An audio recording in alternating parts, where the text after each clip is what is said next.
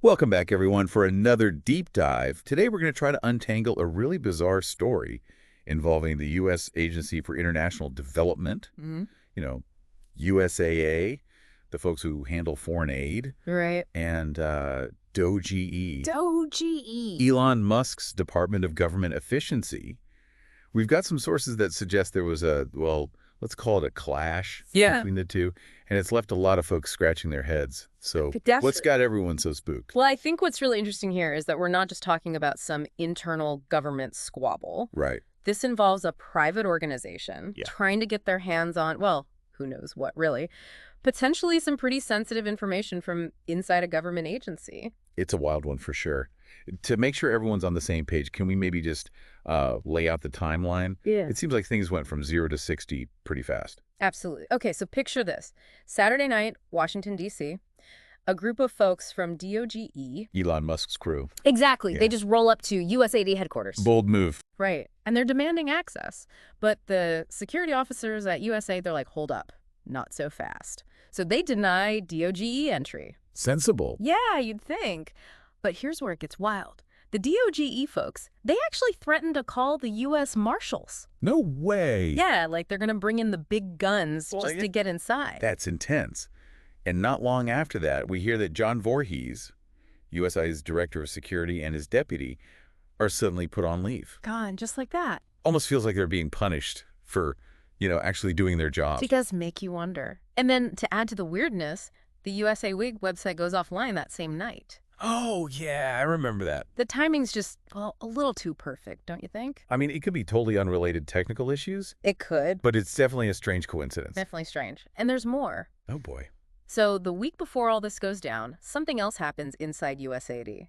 Something pretty big, actually. About 60 senior USAID staff, they get put on leave too, accused of trying to go around an executive order. An executive order. So something from President Trump.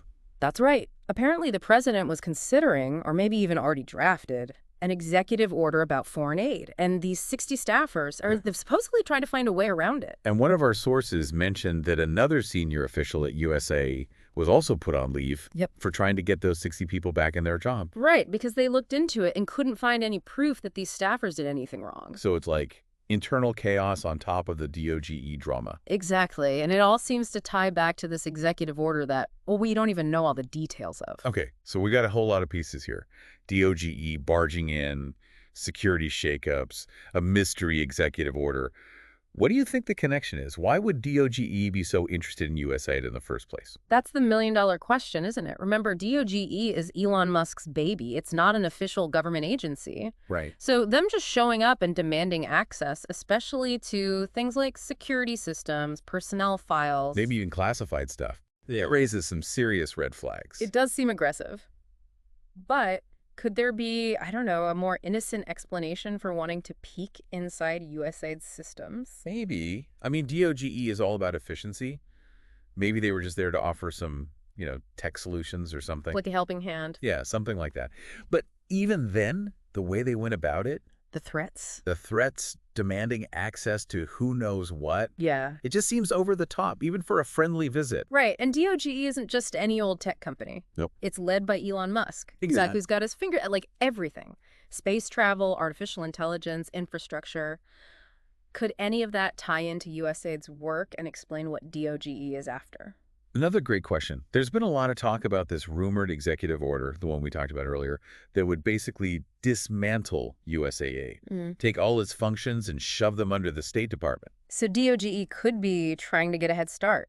Exactly. If the goal is to fold USA into state, DOGE might be the ones tasked with figuring out how to actually do it. Makes sense. And to do that, they'd need to know everything about how USAID works, their operations, who works there, what projects they're running. So this whole break-in thing Well, could be them gathering intel. it's a possibility, yeah. But even if DOGE has the administration's blessing, Right.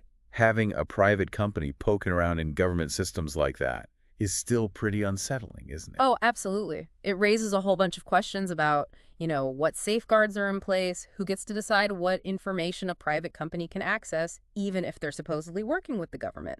Especially with USAID. They're dealing with international development humanitarian aid. Right. It's serious stuff. We're not talking about optimizing some office workflow here. Exactly. This is about potentially impacting people's lives around the world. And speaking of impact, we can't forget about that executive order, folding USA into the State Department. Yeah. That's a huge change. It would totally change how foreign aid is handled, and it could really limit USAID's independence. It really makes you think. Okay, so we've got DOGE doing who knows what internal drama at USAID, a potential executive order looming over it all. What are your final thoughts on all this craziness? Well, if DOGE could get their hands on sensitive government information, it really makes you think, doesn't it? How secure is any of our data when you've got powerful tech companies like that in the mix? Yeah. And if this all ties back to that executive order, well, then it really makes you wonder how much influence private companies actually have On government. on government and the decisions they're making. It's a lot to think about, that's for sure. Yeah. It definitely highlights the need for transparency, Absolutely. accountability, both within these government agencies and, and how they're interacting with private companies. Thanks for helping us unpack all of this. I think we've given everyone a lot to chew on today. My pleasure. And for everyone listening, keep those questions coming. Until next time. See ya.